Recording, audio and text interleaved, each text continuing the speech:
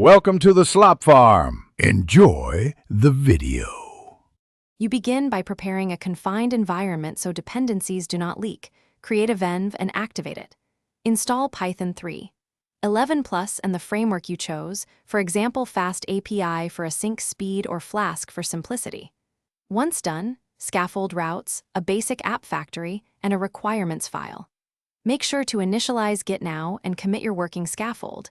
This saves time and gives you a rollback point. You will iterate from this reproducible baseline. You now implement the core. Define your endpoints and data contracts, because clear contracts prevent rework.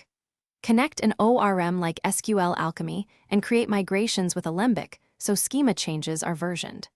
Once data is reliable, add caching with Redis and background processing via Celery or RQ to keep requests fast.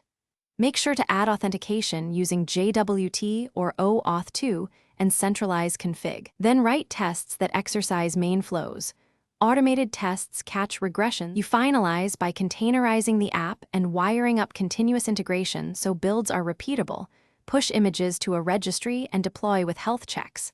Once live, add structured logging, metrics, and alerts so you know when performance slips. Run load tests and configure graceful shutdowns to avoid losing requests. If something breaks, check the app logs and trace the request path. Correlate request ID across services to isolate the failing component quickly, then roll back if needed.